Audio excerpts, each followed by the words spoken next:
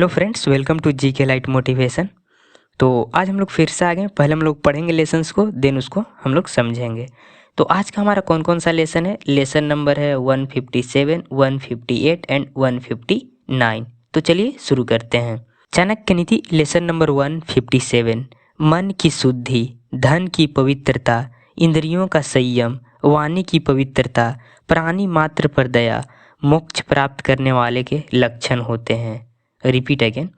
मन की शुद्धि, धन की पवित्रता, इंद्रियों का संयम, वाणी की पवित्रता, प्राणी मात्र पर दया, मोक्ष प्राप्त करने वाले के लक्षण होते हैं। तो अगर ये सब लक्षण आप में भी हैं तो आप दिव्य पुरुषों के लक्षण में आते हो। ठीक है, मतलब दिव्य पुरुषों के कोटि में आते हो, उनके बराबर आते हो। ठीक है, इसमें कोई शक नहीं है। तो चलिए आगे बढ़ते हैं। चाणक्य नीति लेसन नंबर 158।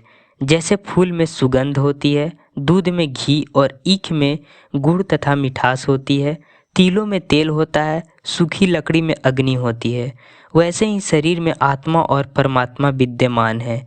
इस तथ्य को व्यक्ति विवेक द्वारा ही समझ सकता है। चलिए फिर से पढ़ते हैं। जैसे फूल में सुगंध होती है, दूध में घी और ईख में गुड़ तथा मिठास होती है, तिलों में तेल होता है, सूखी लकड़ी में अग्नि होती है, वैसे ही शरीर में आत्मा और परमात्मा विद्यमान है। इस तथ्य को व्यक्ति विवेक द्वारा ही समझ सकता है। तो इसमें क्या कहा जा रहा है कि जैसे जैसे आपको क्या बताया, फूल में सुगंध होती है, सब बताया गया, एग्जाम्पल दिए गए। तो इसमें कहा जा रहा है कि हमारे शरीर में आत्मा और परमात्मा दोनों हैं। ठीक है, इस पर हम लोग को विश्वास करना चाहिए। तो बढ़ते हैं अगले लेसन्स की ओर। चाणक्य नीति लेसन नंबर 159। विद्या के बिना मनुष्य का जीवन कुत्ते के उस पूंछ के समान है, जिससे न तो अपने शरीर के गुप्त भागों को ढक सकता है और न ही काटने वाले मच्छरों आदि को उड़ा सकता है। यहाँ पर ध्यान देना, भागों लिखा गया है, आई थिंक होगा क्या, गुप्त भागों। ठीक है, फिर से पढ़ते हैं। विद्या के बिना मनुष्य का जीवन कुत्ते की उस पूंछ के समान है, जिससे न तो अपने शरीर के गुप्त भागों को ढक सकता है और न ही काटने वाले मच्छरों आदि को उड़ा सकता है।